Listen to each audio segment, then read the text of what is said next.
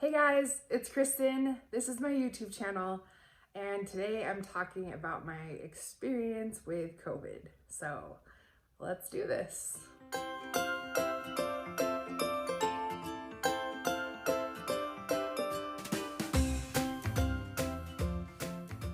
COVID for me was a nightmare, I'm not gonna lie. And the only reason that I'm even doing a video about this is because I've had a lot of friends and a lot of family members just kind of ask me, like, what was your experience like? They asked questions about things they had heard in the news, that they had read online, they had seen in other videos. And this is just a really fast way for me to answer all those questions and to reassure people that may have COVID, that you'll get through it. Sometimes it's really gonna suck, but you'll get through it. So anyway, I'm just gonna dive right in and answer some questions. And that's basically the format that I want this to take. It's just gonna be a Q&A. The questions came from my Facebook and my Instagram. So I had basically, like, I asked people, I'm like, I just recovered from COVID. Let me know if you have any questions. And then they came pouring in. So I'm gonna go through the questions and we'll go from there. The first question was, what were my first symptoms? My first symptoms were I was really, really tired. I had extreme fatigue, and I also had what was starting to be pretty gnarly cold-like symptoms. I didn't have a runny nose necessarily, but I had the sinus congestion. I just had the yuck feeling.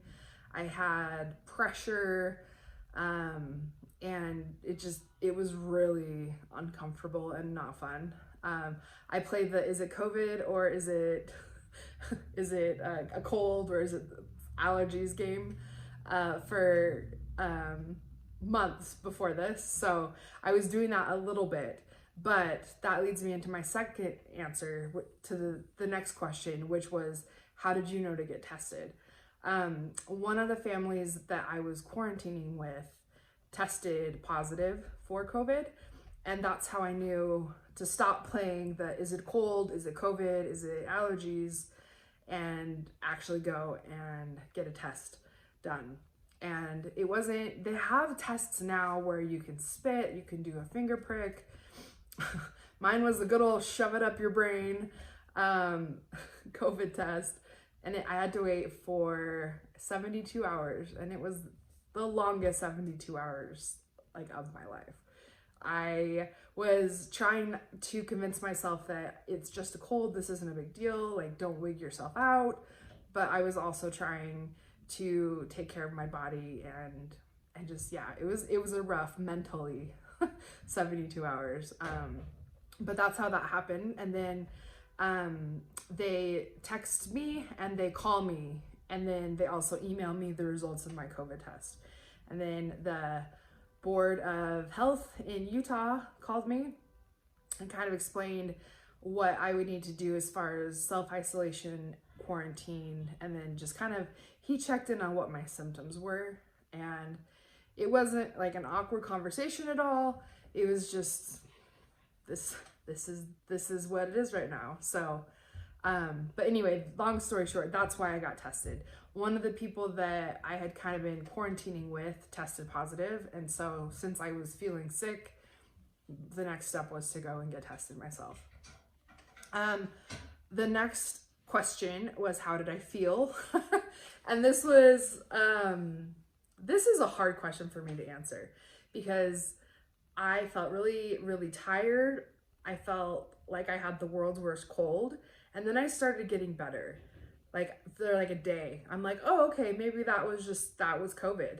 And then the next day I woke up and I felt like I had been hit by a semi-truck. The body aches, the fever, just like the flu-like symptoms that people talk about kicked in. And I felt real crummy for about, I want to say 6 days-ish.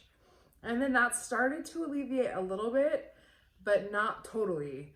And then the respiratory started in. And That's what I think scared me the most. You hear about these COVID cases where it's just like flu, cold, and I was really crossing my fingers for a case like that. But I started not to be able to breathe, and I got a pulse ox monitor. Actually, I'll show you. It comes in this cool little case. I just got it on Amazon. It was like 20 bucks. And it measures, you know, you put your finger in it and it measures the oxygen in your blood. And so I had gotten one of those when COVID first broke out and kept maniacally measuring my blood. And I did some online research. I don't recommend that. And it said if it gets below 88 or 85, like it depends on what source you look at, but between 85 and 88, then it's time to go to the hospital. And I hit 85, and so I went to the emergency room. They did a round of tests. They did chest x-rays. They did a test to see if I had any blood clots. I looked good. They said I was fine on room air, just to kind of lay on my stomach, which I guess is a thing with COVID. It's called proning, and it really opens up the back of your lungs to let it like oxygenate the rest of your body. And they gave me one of the worst things in the world, the like spirometer thing. If you've ever seen like any hospital shows or been to the hospital, it's one of those things where you blow into the tube and you have to make the dumb white thing go, and there's the thing on the other side that's like good, better, best, and I just would like to run over with my car. But they sent me home with that too. And then the next day, I wasn't improving. My numbers had dipped to 82, and so I went back, and they didn't admit me, which I was grateful for, but they did send me home with oxygen, which I just happen to have right here. So, yeah. So, and then they sent me home with strict instructions on what to do. And then I wore oxygen for probably a week and a half straight when I got home, and then slowly weaned off of it. I haven't needed it for a few days. I am feeling a little bit winded now. I went back to work. I resumed some of my activities as much as possible. Like I set up Christmas decorations and stuff like that. So, I've probably pushed a little bit too hard for what my body has been through, and I'm tired. So, I think I will probably be using oxygen again, tonight and maybe over the weekend. But yeah, that's kind of the flow of how COVID went, how I felt. I was tested positive on the 5th of November. It is now the 4th of December, and I'm finally feeling like I can breathe again. And yeah, there were some days that were really, really scary. And, you know, I just feel very grateful for good doctors, for good medicine, and that, you know, I got this when there had been enough cases that physicians knew how to treat it. So anyway, that was also a long answer to how did I feel during COVID. That also answers the question of time frame, which was the next one. What did your time frame look like? Okay, the question next is, I've heard it feels like a bad flu. Is that true? Yeah, it did feel like a really bad flu, but like no other flu I've ever experienced. It's like a cold and a flu and sinuses and pneumonia all rolled up in one. I should mention I did also have pneumonia. The x-rays of my chest showed the COVID pneumonia that sets in, and I guess it looks glassy in the lung tissue. And so that is something that I think the reason it's taking me so long to recover is because I had the pneumonia that set in as well. So fun fact, that has not been fun, but it's still there. So hopefully, yeah, I'd be curious to see what a new chest x-ray looks like and see if there's any change. So anyway, how long did it last? Okay, I was sick, I would say, for a solid 2 weeks before I saw any improvement. And then improvement came very gradually. And then, yeah, I would say like a week. So like sick for 2 weeks, like sick and getting better for a week. And then this last week, I felt pretty good. So like, I would say 2 to 3 weeks sick. And then just, if you have it, just plan on, you know, being tired and giving yourself time to recuperate during week 4 and 5 and onwards if you need it. Did you have any pre-existing conditions is the next question. Yes. I have a history of pneumonia, so my lungs are already susceptible to getting infection, and I don't think that helped my case in this instance. So that is something that probably made COVID worse for me. But other than that, I don't have diabetes, I don't have heart problems, I don't have, you know, like these issues that you hear about. I don't have immune system problems. I just have some past pneumonia that probably contributed to my worser case of COVID. So next question is this one kind of, I appreciate this question now, but when I first read it, I was like, oh my gosh. So, did you follow the masking, distancing, and quarantine, outlines? And I'm like, huh. But it's a good question. Yes, I did. I wore a mask everywhere I went. I maintained as much of a distance. Sometimes when you're in the grocery store, people, you know, get a little closer than 6 feet. But I did maintain social distance. There were 2 families that I quarantined with, so you know we were the only ones that were in contact with each other, and yeah, I've been living in my apartment for what seems like forever. I don't really go anywhere, so I was doing everything that I could. I should show you the drawer full of hand sanitizer. Every week, I think, I have a new smell thanks to Bath and Body Works. And so yes, I was doing everything that I could to prevent this. It wasn't like I was walking around and trying to, you know, just to beat the odds, or like masks aren't important or anything like that. Like, I was actively trying to protect myself and the people that I love. Next question was, did you have to go to the hospital? Yes, twice. I was not admitted either time, but I did need emergent care on 2 different occasions during my COVID experience. How bad was the COVID pneumonia? The COVID pneumonia, and it's interesting because I can compare it to normal pneumonia and now COVID pneumonia, and the COVID pneumonia was 100 times worse. Regular pneumonia, they give you some steroids, they give you an inhaler, they give you some cough syrup for at night, they give you throat lozenges and just say, okay, and they give you antibiotics, which is a big thing. And then it's like, okay, go home, check back in like a couple weeks. But with the COVID pneumonia, it's viral, so antibiotics don't work. There is a dry cough that is associated with it, but they want that crud out of your lungs, so they're not giving you anything to suppress the cough because they want it out.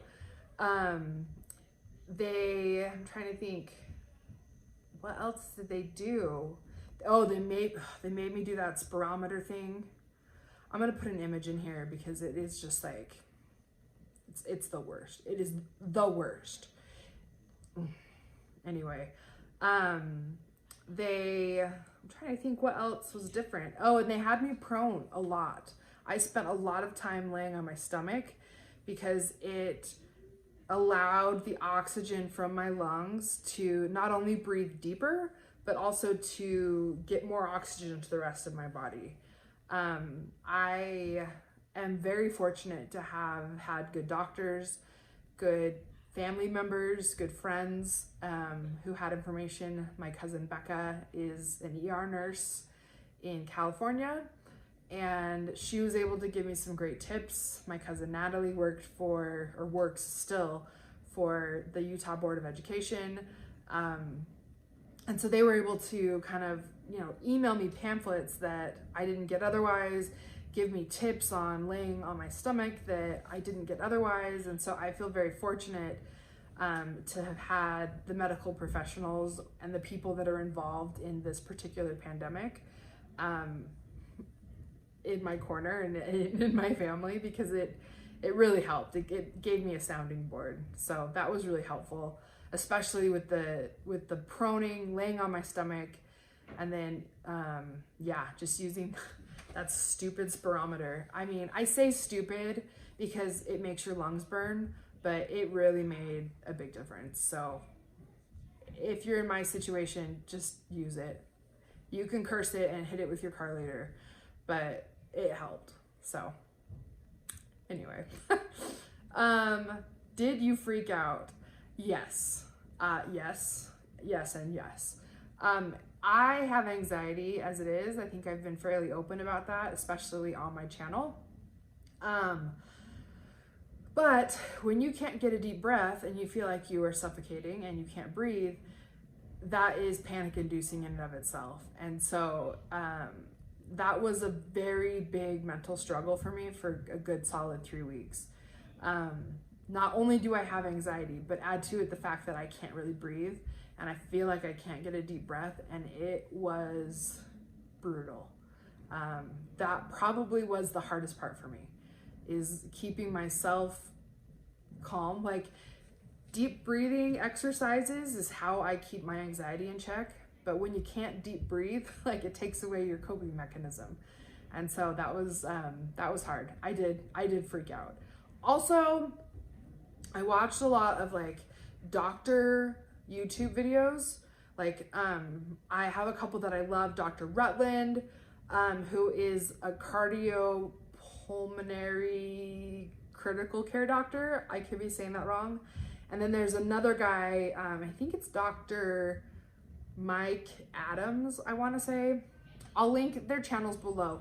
It had great information, but it scared the heck out of me because it's talking about all the things that can go wrong, all the things you can die from. It's just, don't watch YouTube videos about COVID if you have COVID. Don't look it up on the internet. All you need to know is, if your breathing gets to 85 pulse, like on a pulse oximeter, go to the hospital. That's all I needed to know. So I'm just passing along that wisdom to you. How am I feeling now is the next question. I'm good. Most of the symptoms are gone. A lot of the COVID pneumonia feels like it's out. I can breathe deeply, but I get tired very easily. I get a little cranky. Sorry, friends and family. And like I mentioned earlier, I think I pushed it a little too far this week, and I still have some oxygen, and I will probably be using that tonight, just to help my lungs along and help them heal further. Because I can feel it becoming a little bit harder to breathe. Are there any lasting effects? I'm only a month out, so I will check back with you and let you know, but I sure hope not. Oh shoot, hold on. My computer turned off. Yes, I sure hope that there are no lasting effects. What was the worst part? I would say that it was the mental struggle of having anxiety anyway, but then the added anxiety of not being able to take deep breaths and just the spiral that caused for me. That was really, really hard. It was hard going up and down too. Like, one day I'd feel better, the next day I'd have completely different symptoms. That was really difficult. When you get sick, you like a timeline. Like, if you got a cold, 3 to 5 days. Like, the flu, maybe a little longer. But COVID doesn't give you a timeline. It didn't give me a timeline. And it's kind of like every single body handles it differently, and you just don't know. And so that was really hard because I just didn't know what to expect. So I think those two things were probably the hardest. I have a glitter in my scar. Anyway, and then the very last question was, do you have any advice? And I've given you a lot of the advice. I think have medication on hand, like over the counter, Dayquil, NyQuil, Sudafed, ibuprofen, acetaminophen, because it'll help you manage your symptoms and you won't feel as crappy. Definitely invest in a pulse oximeter. Yeah. Because if you get COVID, you can check this. I would say don't panic. Just know that, you know, you'll get through it. It's fine. And then just keep checking your pulse oxygen. I recommend highly staying off of the internet and not self-diagnosing and not thinking that you have ARDS and that your lungs are going into systemic failure or anything like that, because I did and it did not happen and I'm fine. And just take it easy and know that you'll get better. That would be my advice. So I am not a medical professional. I just have had a lot of friends and family who have asked questions, and I just wanted to give them my experience with COVID, as well as solidarity to anybody else who's going through this. I'm also very, very, very grateful for all of the friends and family members who were supportive when I was sick. It makes me tear up a little. Wow. The thing about COVID is you go through it alone. You have to, because you don't want to infect anybody else. And so you feel very alone. Wow. Didn't see this coming. But I got so much love. Like, I had my uncle drive up soup. I had my aunt also drive soup up from a different location. I had flowers, I had notes, I had texts every day just checking on me. You know, I had people saying like, how are you doing? Do you need a ride to the hospital? It was amazing. And I didn't realize how lonely I was gonna be. And then I got hit with the wave of people who cared about me, and it really meant a lot. And I am just very grateful. And so if you know someone who has COVID, text them, reach out to them, send them flowers, send them a DoorDash of cookies or something, because it really will make a difference, and it'll boost their spirits, and it'll help them feel like they're not going through this really scary thing all alone. So anyway, that's my experience. Like I said, I am not a medical professional at all, so, you know, take that with a grain of salt. If you have any questions, please consult your doctor or go to the emergency room. But that's my experience with COVID. So I hope that helps, and I will see you guys in my next video.